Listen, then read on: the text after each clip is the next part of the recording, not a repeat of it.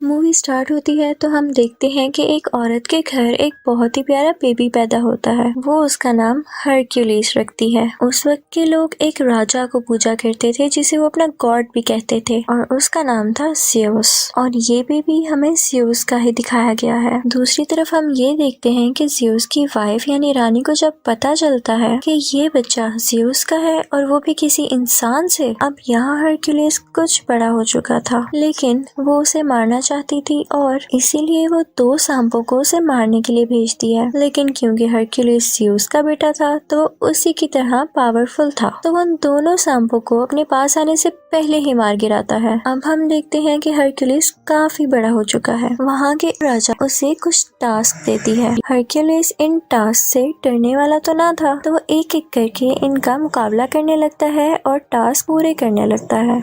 सबसे पहले तो एक अजीब सी क्रिएचर से लड़ता है और जीत जाता है। उसके बाद भी कई जानवरों से लड़ता है और उन्हें हरा देता है।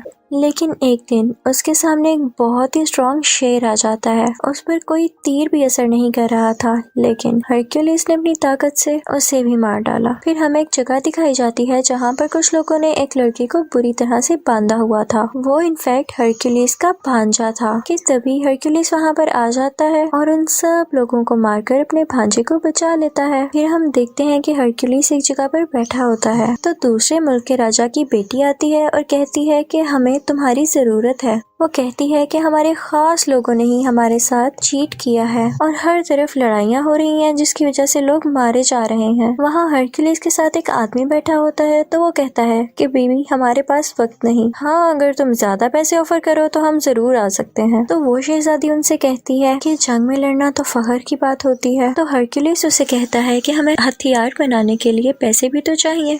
तो वो शहजादी कहती है कि मेरे बाबा यानी राजा बहुत अमीर हैं, तो वो तुम्हें बहुत सारा सोना दे सकते हैं। तो हरक्यूलिस मान जाता है और उसके साथ उसके मुल्क आ जाता है। वहाँ पर एक बहुत बड़ा स्टैचू लगा होता है जो कि ज़्यूस की वाइफ का था। तो शहजादी हरक्यूलिस को बताती है कि ये 5 साल में बना। यहाँ पर कोई भी नहीं यकीन कर रहा था कि ये वाकई ज़्यूस का बेटा है, लेकिन उस शहजादी के बेटे के लिए हरक्यूलिस तो कोई हीरो जैसा था। राजा उसे बताता है कि मेरे खास बंदे ने हमसे बगावत यानी चीट किया है और उसके बाद से पूरे मुल्क में लड़ाइयाँ चल रही हैं, इसलिए हमें तुम्हारी मदद की जरूरत है ताकि हम सब कुछ दोबारा ठीक कर सकें। वो उसे ये भी बताता है कि वो एक नॉर्मल इंसान नहीं है बल्कि वो एक जादूगर है और उसे गॉड के अलावा कोई नहीं मार सकता। वो उसे ये भी बताता है कि उसकी सोल्जर की टीम में एक ऐसी क्रिएचर है जो आधा घोड़ा और आधा इंसान है। अब हरक्यूलिस की टीम में जो लड़की आई थी वो पूछती है कि ये क्रिएचर्स कहाँ पर होते हैं। तो राजा का एक आदमी बताता है कि हमने इन्हें ना तो देखा और ना तो ये जानते हैं कि ये कहाँ रहते हैं, हमने तो बस इनके बारे में सुना है। अब हम देखते हैं कि हरक्यूलिस और उसके कुछ साथी यहाँ के किसानों को फाइट सिखा रहे होते हैं क्योंकि इनके पास कोई भी आर्मी फोर्स नहीं थी। हरक्यूलिस उनसे कहता है कि तुम सब एक दीवार की शक्ल में खड़े हो जाओ और जैसे ही वो इस तरह खड़े होते हैं तो हरक्यूलिस का एक आदमी उनकी तरफ भागता हुआ जाता है और वो उनकी बनाई गई शील्ड यानी दीवार को तोड़ता हुआ अंदर भाग जाता है। हरक्यूलिस उन सब से कहता है कि इतनी कमजोर दीवार, अगर इसी तरह रहा तो तुम लोग हार जाओगे।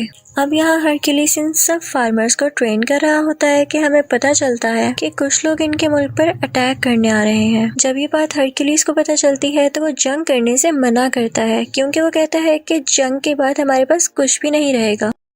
लेकिन वहाँ का राजा कहता है कि हम जितनी जल्दी इन लोगों को खत्म करेंगे उतनी जल्दी ही हमारे मुल्क में सुकून हो जाएगा। अब रात में हम देखते हैं कि शहजादी का वही बेटा जो हरक्यूलिस को अपना हीरो मानता था वो उससे मिलने के लिए आता है। वो उससे कहता है कि मुझे आप बहुत अच्छे लगते हैं और मैं भी बड़ा होकर आपकी तरह ही बनूंगा। यहाँ हम देखते हैं कि हरक्यूलिस किसी जानवर के दांत का लॉकेट अपने गले से उतार कर उस बच्चे के गले में डाल देता है। वो उसे बताता है कि ये मैं अपने बेटे को देना चाहता था लेकिन अब तुम्हें दे रहा हूँ। अब सब लोग उस तरफ जा रहे थे जहाँ पर इन लोगों ने दुश्मन राजा का मुकाबला करना था।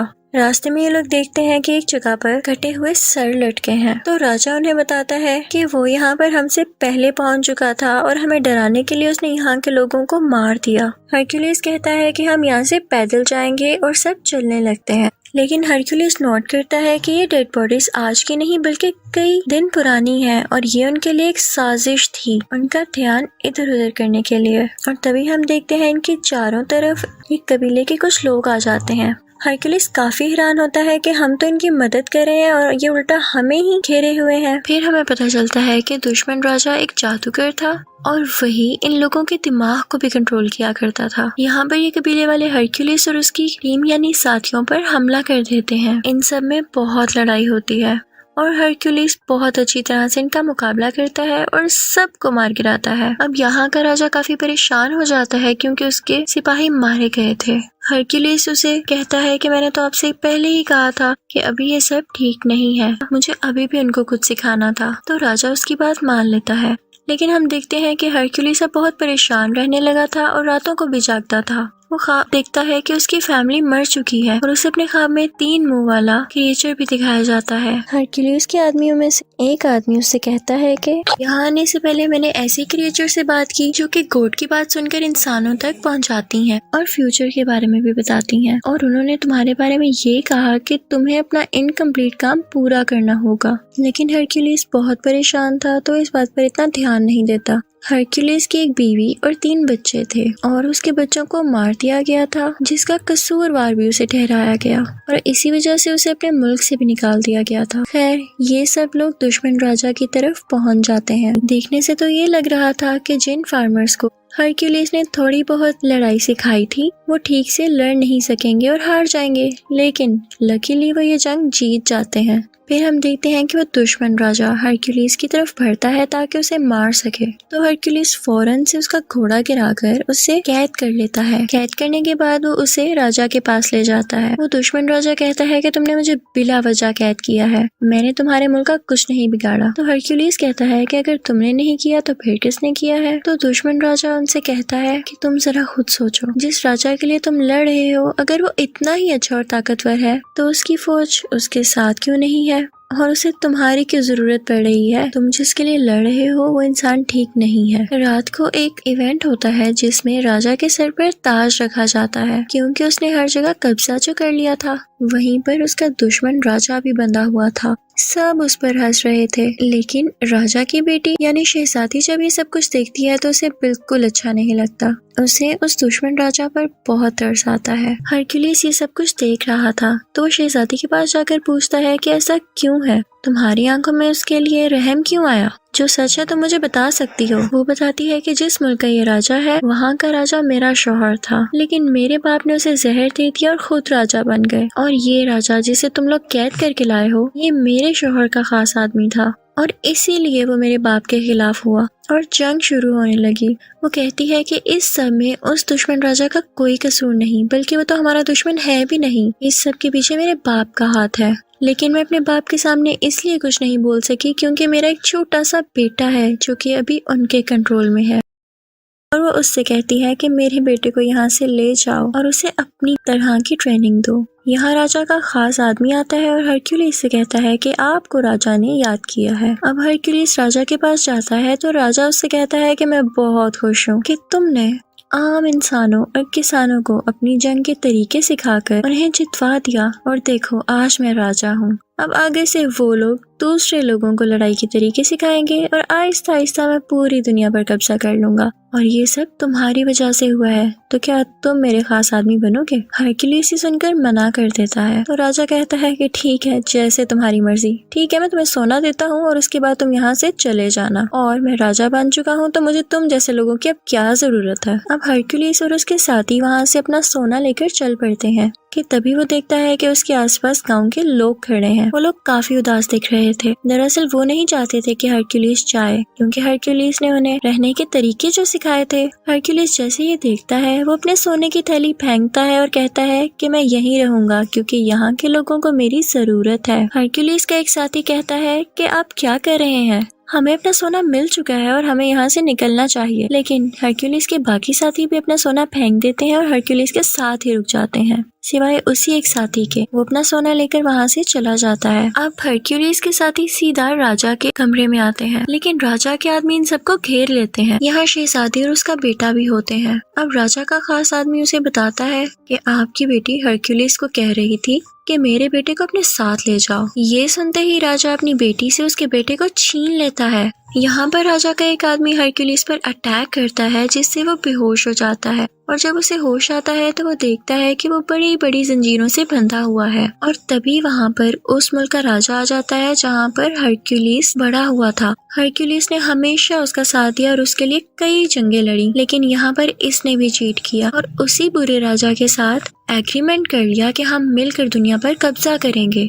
वो अपने साथ 3 भेड़िए भी लाया था और उनकी आवाज बिल्कुल वैसी थी जैसी हरक्यूलिस को ख्वाब में आया करती थी। वो सोचता है कि जब मेरी बीवी और बच्चों की डेथ हुई तब भी सेम ऐसी आवाजें मुझे आती थी, तो इसका मतलब इसके पीछे भी इन्हीं का हाथ था। हरक्यूलिस उनसे पूछता है कि आखिर तुम्हारा ऐसा करने के पीछे वजह क्या थी। तो उस मुल्क का राजा जहाँ हरक्यूलिस बड़ा हुआ था वो हरक्यूलिस से कहता है कि मुल्क के राजा हम थे, लेकिन तुम्हारे कारनामों और बहादुरी की वजह से सब लोग तुम्हारा नाम क्यों लेते थे। हमारे पास इसके अलावा और कोई ऑप्शन ही नहीं थी और हम तुम्हें भी नहीं मार सकते थे, और हमने इल्जाम भी तुम पर इसीलिए लगाया ताकि उस मुल्क के लोग तुमसे नफरत करने लग जाए और सिर्फ हमारा नाम लें। ये सुनकर हरक्यूलिस को बहुत गुस्सा आता है, लेकिन जंजीरों से बंधा होने की वजह से वो नहीं हिल पाता।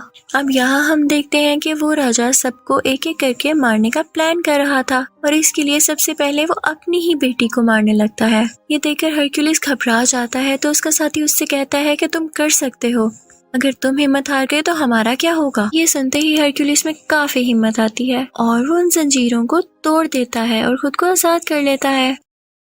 वो फौरन भागकर उस शहजादी के पास जाता है और उसे बचा लेता है। अब वो 3 भेड़िए हरक्यूलिस की तरफ आते हैं और उस पर अटैक कर देते हैं, लेकिन हैरानी की बात यह है कि वो उन तीनों को मार देता है। वो अपने साथियों को और उस बेचारे राजा को, जिसको ये लोग दुश्मन समझ रहे थे, आजाद कर देता है। अब वो दोनों बुरे राजा यहाँ से भाग गए थे, लेकिन हरक्यूलिस किसी तरह से उस राजा को पकड़ लेता है जिसके मुल्क में वो बड़ा हुआ। वो उसे उसी के खंजर से मार देता है, बिल्कुल उसी तरह जैसे उसने इसकी फैमिली को मारा था। इसके बाद वो अपने साथियों को लेकर महल चला जाता है। वो देखता है कि राजा बहुत ज्यादा फौज के साथ खड़ा है और एक आदमी ने शहजादी के बेटे के गले पर खंजर रखा हुआ है। राजा हुक्म देता है कि इस बच्चे को मार दिया जाए, लेकिन तभी वो आदमी वहाँ पर आता है जो हरक्यूलिस का साथी था और सोना लेकर वहाँ से चला गया था। वो फौरन से तीर से उस आदमी को मार देता है जो कि उस बच्चे को मारने वाला था। वो सब उस छोटे बच्चे को बचा लेते हैं, लेकिन अब उस दुश्मन राजा की पूरी फौज इन पर अटैक करने लगती है।